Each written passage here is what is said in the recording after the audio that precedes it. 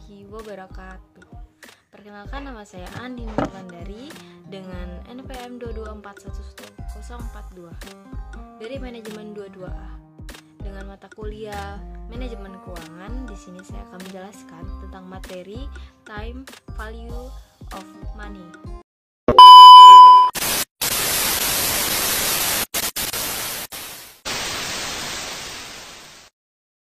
Yaitu yang berarti sebuah konsep di mana menggambarkan nilai uang akan terus berubah setiap waktu. Konsep time value of money adalah nilai uang saat ini lebih berharga dibandingkan masa depan meskipun nominalnya sama. Time value of money berhubungan erat dengan perhitungan bunga hasil investasi di masa mendatang dan nilai tunai hasil investasi. Uang mempunyai nilai terhadap waktu, dan besar nilai itu sangat tergantung kapan uang diterima atau dapat dianggap sebagai biaya atau sewa. Individu akan memilih menerima uang yang sama sekarang daripada nanti, dan lebih suka membayar dalam jumlah yang sama nanti daripada saat ini. Konsep time value of money ini sebenarnya ingin mengatakan bahwa jika mempunyai uang, sebaiknya bahkan seharusnya diinvestasikan sehingga nilai uang itu tidak akan menyusut dimakan waktu. Sebab jika uang itu didiamkan, ditaruh di bawah bantal atau berangkas atau lemari besi, maka uang itu tidak bekerja dan karenanya nilainya semakin lama akan semakin turun.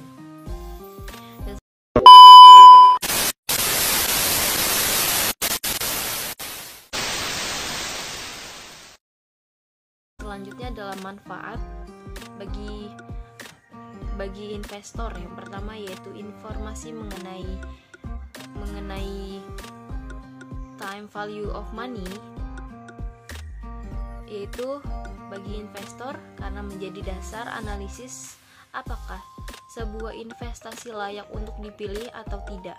Konsep ini juga mampu menunjukkan peluang keuntungan sebuah instrumen investasi sehingga membuat investor mampu menentukan pilihan yang tepat untuk menanamkan modalnya. Konsep ini juga bisa menjadi referensi bagi pertimbangan pilihan paling bijak serta menguntungkan berdasarkan risiko, inflasi, return, dan juga minat. Yang kedua yaitu bagi perusahaan, yaitu manfaat dari konsep ini adalah dalam hal penganggaran, yaitu ketika proses perhitungan dan penyusutan aktivitas yang dilakukan oleh perusahaan tersebut tidak hanya terbatas pada produksi saja, melainkan juga proses pengembangan serta inovasi produk. Kedua hal tersebut sangat penting serta menjadi kegiatan investasi perusahaan. Oleh sebab itu, perusahaan membutuhkan informasi keuangan mengenai time value of money guna menganalisis apakah keputusan ekspansi bisnis atau inovasi yang diterapkan perusahaan mampu memberikan keuntungan atau malah merugikan. Yang ketiga itu bagi pribadi, yaitu berlaku pada individu karena mampu membantu mengukur jumlah tabungan yang perlu disiapkan guna mencapai jumlah yang diinginkan pada jangka waktu tertentu. Melalui prinsip tersebut dapat juga lebih mudah mengambil keputusan saat berencana membeli sebuah barang, yaitu seperti keuntungan saat membeli sekarang maupun beberapa tahun ke depan. Dan slide selanjutnya ada konsep, yaitu yang pertama nilai masa depan atau future value, yaitu yang berarti nilai masa depan mengacu pada jumlah uang yang akan diperoleh atau dicapai di masa depan berdasarkan tingkat pengembalian atau suku bunga tertentu. Konsep ini juga berguna dalam perencanaan investasi dan tabungan jangka panjang. Yang kedua yaitu ada nilai sekarang atau present value, yaitu jumlah uang saat ini yang setara dengan nilai uang di masa depan, membantu dalam mengevaluasi nilai investasi atau pembayaran di masa depan dengan memperhitungkan faktor waktu dan tingkat diskonto yang tepat.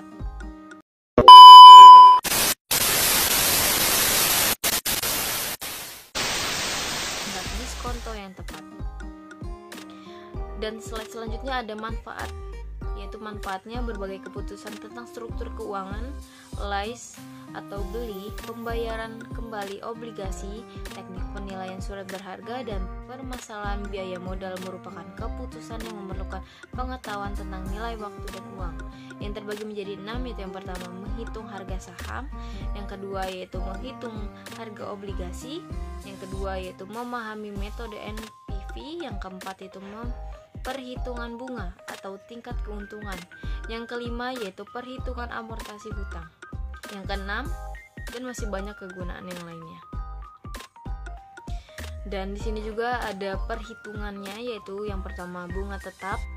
Perhitungan bunga ini sangat sederhana, yang diperhitungkan dengan besarnya pokok yang sama dan tingkat bunganya juga sama pada setiap waktu.